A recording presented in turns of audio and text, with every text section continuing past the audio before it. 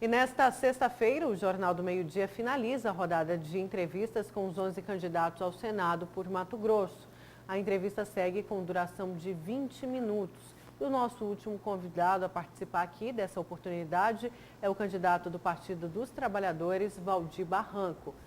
Eu dou boa tarde ao Paulo, nosso colega aqui participando. Boa tarde a você, Nayara, e boa tarde a você que nos assiste também.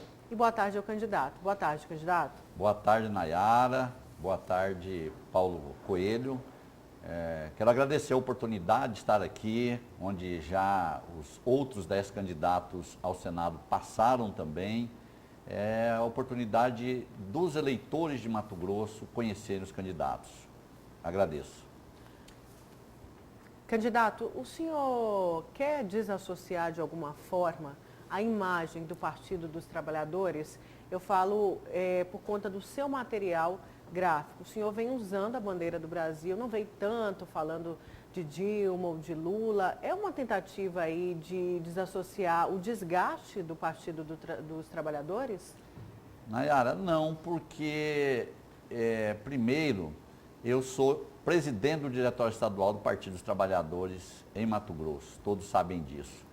Milito no PT desde sempre, fundei o PT no meu município, fui secretário, prefeito, passei pelo INCRA, estou no segundo mandato, deputado estadual. E o nosso material traz, no final, no O, a gente fecha, de Barranco, fecha com a estrela da bandeira de Mato Grosso, né, que também tem verde, tem amarelo. E a bandeira é nossa, né, dos brasileiros, sempre foi, é um símbolo nosso. Não tem patente, é um símbolo. E também a imagem que nós buscamos do Partido dos Trabalhadores, do PCdoB que está conosco, do presidente Lula, é a imagem que atrai os votos progressistas, que nós tivemos sempre aqui no Mato Grosso, 35%. E é esse eleitor, obviamente que todos os demais que votaram em Bolsonaro, que se engajarem na nossa campanha, nas nossas propostas, também se somarão, mas essa ala progressista do eleitorado é fundamental e eles defendem também o nosso legado, o presidente Lula e o PT. Candidato, o Valdir Barranco, do ponto de vista político, histórico, tem sua história, não é? Aí foi prefeito, o senhor até bate muito na tecla de que lá, enquanto prefeito, combateu a corrupção, afastando aí vereadores por esse mau hábito, não é? E também tem uma atuação de oposição na Assembleia Legislativa. Não teria o senhor estrategicamente que lidar com a sua história própria, ao invés da Lula dependência, porque hoje na sua candidatura o presidente Lula é a principal bandeira. Estamos falando de um presidente com complicações na justiça, preso por corrupção, preso por outras situações ilegais, não é? E está aí numa situação que as pessoas criticam muito. E o senhor não acha que deveria, ao invés de propagandear as suas situações, evitar o nome Lula, que soa de forma pejorativa? Quem tem acompanhado os programas de TV, de rádio, as nossas propostas nas redes sociais, e quem acompanha o meu trabalho, sabe que a nossa candidatura, ela leva uma plataforma para o Senado que é fruto de toda a minha vida e de tudo aquilo que eu tenho de experiência e que quero levar para o Senado. O presidente Lula, o ex-presidente Lula, é alguém que indiscutivelmente tem uma capacidade de influenciar, principalmente nos eleitores que são progressistas.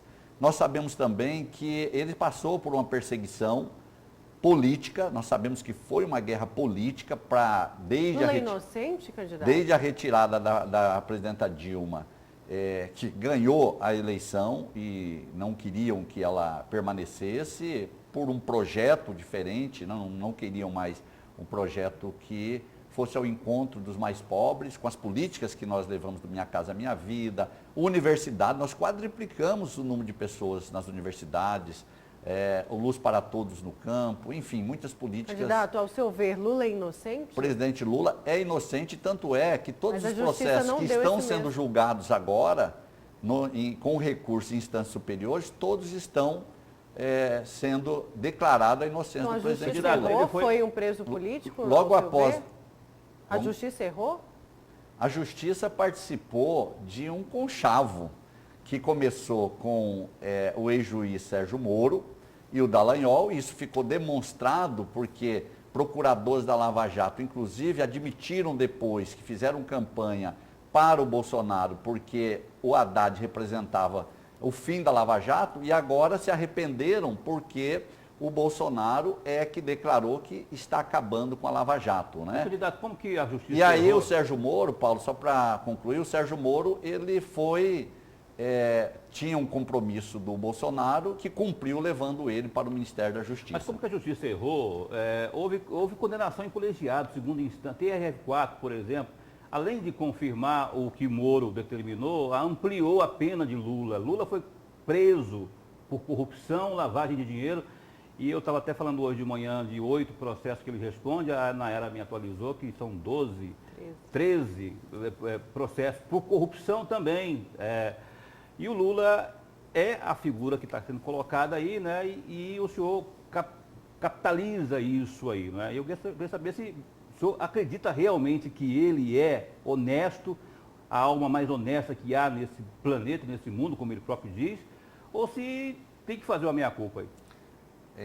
Ao longo dos processos do presidente Lula, uma infinidade de juristas do Brasil e do mundo analisaram o processo e se manifestaram, juristas competentes, e não encontraram prova alguma. Os próprios juízes, o juiz Moro e o Dallagnol, admitiram que não havia prova, que eles tinham convicção para levarem Lula à prisão. Então, os juristas do mundo todo já se debruçaram sobre esse processo. Nós temos livros lançados sobre isso. O que houve, inclusive com a segunda instância, com o TRF4 de Porto Alegre, foi para que nós pudéssemos aqui no Brasil levar um projeto de direita, que a princípio era Alckmin, como não decolou, passou a ser o Bolsonaro ao poder, porque Lula prejudicava isso. Ele ganharia no primeiro turno, as pesquisas já apontavam isso. O senhor pretende trazer o Lula, Luiz Inácio Lula da Silva, para sua campanha aqui, nessa reta final aí para o Senado, porque o Luiz Inácio Lula, não comparece em evento público independente, fora do PT, desde 2007. Em 2007, ele esteve no Maracanã, naquela abertura, lançamento dos Jogos Pan-Americanos, no Maracanã. De lá para cá, ele só aparece em eventos do PT, onde ali existe uma bolha, existe o pessoal próprio do PT que vai ouvi-lo sem rechaçá-lo, não é? E de lá para cá ele não aparece mais em público. O senhor pretende capitalizar presencialmente ele aqui no estado na sua campanha? Gostaria muito. E tem muita gente no Mato Grosso que gostaria de estar com o Lula.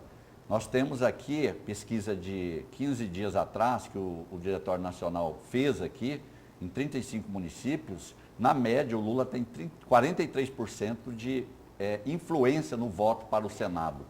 Então, só que ele não pode vir, infelizmente. Influência positiva que você está falando. Influência positiva. O presidente Lula, ele vai fazer 75 anos daqui a 4 dias, dia 27 de outubro. Ele é de grupo de risco e tem se cuidado muito, né? Qual que é a sua opinião, se o senhor já tem uma opinião formada sobre a reforma administrativa? Na verdade, as grandes discussões para o próximo ano, mais intensa, porque a gente está no ano de eleição, no ano de pandemia, serão justamente a reforma administrativa e a tributária. Eu quero começar com a administrativa, que inclusive muitos falam do corte, do não corte, né? De novamente uma reforma privilegiar o judiciário, o legislativo, em detrimento apenas de uma classe. Mas o governo do PT também não fez a mesma coisa, privilegiou apenas um setor em detrimento do outro? Nayara, só complementando aqui, que o presidente Lula gravou para mim ontem, ficou muito boa e vocês vão acompanhar os nossos programas. Com relação à reforma administrativa, a que está colocada no Congresso Nacional é uma reforma seletiva, é uma reforma que nivela por baixo, é uma reforma que prejudica os servidores públicos que ganham entre 2, 3 mil, no máximo 10 mil reais. Ela não ataca, por exemplo, o judiciário, os juízes, os desembargadores, o Ministério Público, a alta cúpula também das Forças Armadas. E aí, complementando, obviamente que lá no passado nós tivemos algumas intenções também de fazer reformas. Uma reforma para todos. Mas a reforma, ela não pode ser essa que ataca os servidores, principalmente os que ganham menos. Mas por que essa dificuldade de fazer uma reforma para todos? É por isso que a hora que eles colocam as reformas no Congresso, e que Bolsonaro fez isso agora, ele já colocou a reforma tributária e a reforma administrativa. E, na minha opinião, a principal reforma que tem que ser levada a êxito, mais de direito e de fato, para atacar os privilégios, é a reforma tributária. A propósito ainda do Luiz Inácio Lula da Silva, ontem, também conhecido como quinta-feira, ele voltou a pedir o impeachment de Jair Messias Bolsonaro, atual presidente da República. A alegação dele é porque o Bolsonaro se colocou contrário à compra da vacina chinesa. Eu quero saber a opinião do senhor sobre a vacina chinesa, a obrigatoriedade dela e essa mais uma tentativa aí, mais um pedido do Lula pelo impeachment do presidente Bolsonaro. É o caso de impeachment? Primeiro que quanto à vacina, acho que todos nós estamos ansiosos, né, para que ela seja aprovada e seja liberada. Qualquer vacina, não se trata de defender uma ou outra, qualquer vacina tem que passar pelos diversos estágios de testes até que ela seja liberada para a comercialização ou para aplicação gratuitamente em massa. A chinesa é uma delas. A vacina da Universidade de Oxford também, que o presidente, ela tem vários equipamentos que são utilizados na vacina que também vêm da China. Então eu acho que é uma falta de bom senso nós falarmos que uma vacina ela não pode ser utilizada só porque é da China. Nós sabemos as relações que o Brasil tem com a China é importantíssima para o nosso comércio. Você tomaria a vacina da China? Eu tomaria se ela fosse aprovada em todos os seus estágios. Ela é feita em parceria com o Instituto Butantan.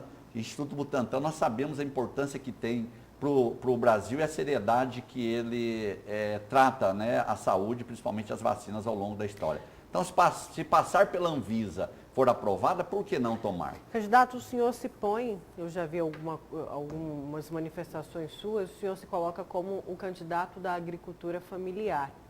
E um adversário seu disse aqui de que, na verdade, um dos maiores entraves da agricultura familiar, que é a titulação das terras, que é só com isso que o produtor realmente consegue, né, dar seguimento ao negócio, consegue linha de crédito.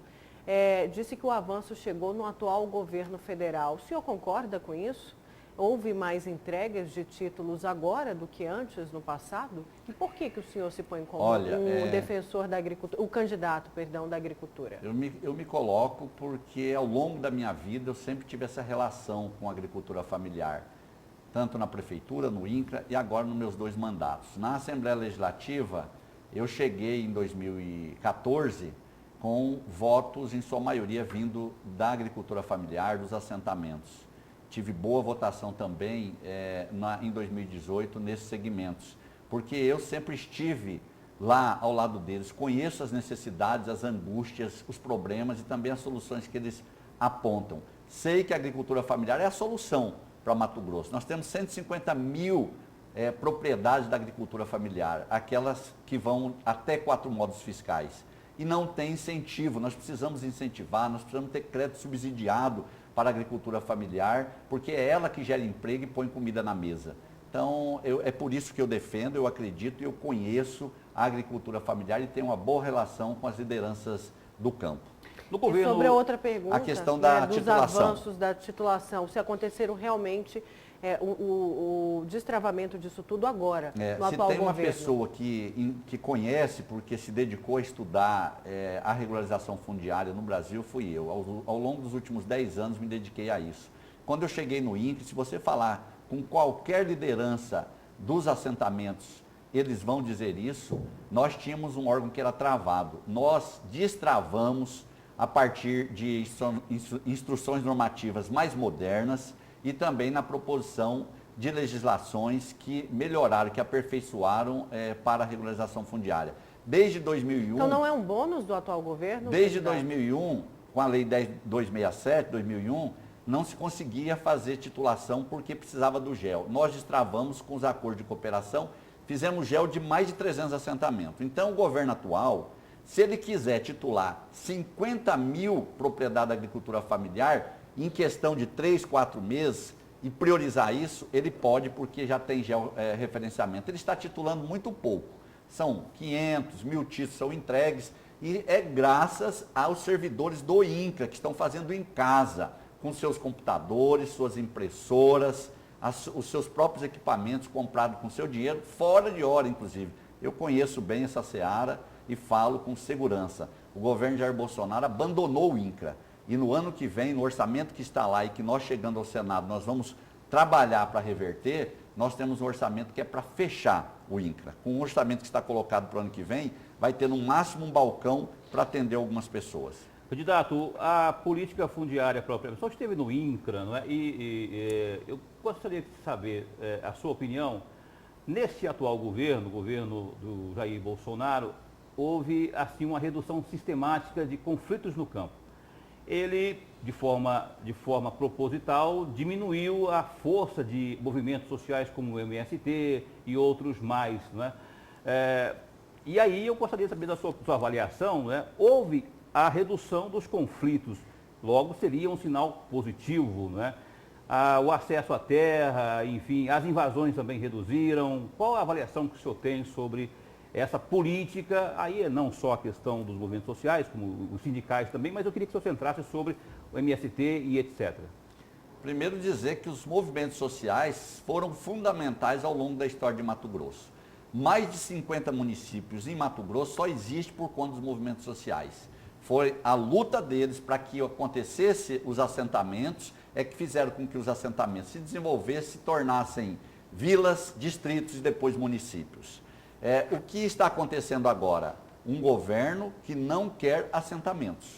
Então, ele esvazia os movimentos através da repressão, da força do Estado, e com isso não terá a luta, e o governo por si só não fará, por conta própria, nós não teremos novos assentamentos.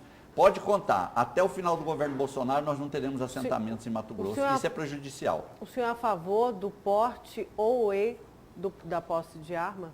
Principalmente no nome do campo. Eu sou contra, e sempre digo isso, né? Inclusive tem um projeto meu na Assembleia Legislativa que é para taxar, se quer ter, mas pelo menos que pague aumento impostos, de ICMS. né? ICMS sobre armas e munições dos CACs, caçadores, atiradores e colecionadores. O senhor é contra até para o homem do campo, como perguntou Paulo? Eu sou a favor de que o governo possa fortalecer, é obrigação, fortalecer a segurança pública, para que tanto o homem da cidade quanto do campo não precise de arma de fogo. Mas isso que aconteceu, candidato, nem o governo que o senhor representa, no caso representava, que era o PT, conseguiu fazer com que a segurança chegasse ao campo. E é a única situação Mas assim, Paulo, qual o homem do campo? Eu estou dizendo do pequeno, né? Não estou dizendo do grande, que tem segurança armada, pistoleiro. Estou dizendo o pobre, que mora na chácara, no sítio, que tem uma arma de fogo, que quando ele é assaltado, sofre violência, ele consegue reagir para que... sempre acontece o contrário. Se isso acontecer, ele não está preparado e quem mata ele é o agressor. Então, nós temos que criar condições. É obrigação do Estado. Se não fez até hoje, o Estado brasileiro, se não fez até hoje, eu, na condição de senador, vou cobrar insistentemente, dia e noite, para que a segurança pública do Brasil possa melhorar. Chega em todos os cantos, porque o senhor trouxe um exemplo, mas também tem outro. Quantos não morrem também nessa mesma situação? Mas, quantos não morrem, mas a pergunta que eu faço é a mesma que eu fiz anteriormente. A arma de fogo resolve, impede, porque eu, por exemplo, nunca tive arma de fogo, né? Eu sou cristão, e o cristão, para mim, ele não porta arma, ele porta a Bíblia, né? Quando a gente vai para a igreja, ninguém leva a arma e deixa na porta da igreja. Isso acontecia nos garimpos, né? Você vai para a igreja e leva a arma, leva a Bíblia. A sua arma é a Bíblia. E o Brasil vem de uma cultura diferente.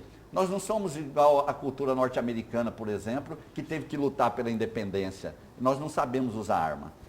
Candidato, a gente chega ao fim desta entrevista. Agora o senhor tem 1 minuto para suas considerações finais. Quero agradecer você, Nayara e o Paulo. Entrevista tão boa, passa tão rápido esses 20 minutos. Agradecer a todos que nos acompanharam e pedir o seu apoio, o seu voto. Eu sou o candidato que ao chegar ao Senado da República, quero fazer a luta pela agricultura familiar, pelos assentamentos, pelos indígenas, pelos quilombolas, pelos que vivem às margens na periferia, pelos que anseiam por ter terra, por ter teto, pelos que querem saúde de qualidade, segurança e educação pública de qualidade. Dia 15 de novembro, quero pedir o seu voto para que Valdir Barranco chegue ao Senado com o número 131. Dia 15 de novembro, vote 131, é Barranco no Senado, é o povo no Senado. Muito obrigado. Certo, candidato. Obrigada. Paulo Coelho, mais uma vez, muito obrigado. Muito obrigado a você e segunda tem uma nova seara aqui de mais sabatina com candidatos desse pleito para 2020. Aguardemos. Isso mesmo, como disse o Paulo, a gente encerra hoje a rodada de entrevistas com os candidatos ao Senado e na segunda a gente inicia com os candidatos à Prefeitura de Várzea Grande. O nosso primeiro entrevistado será o candidato Emanuelzinho do PTB.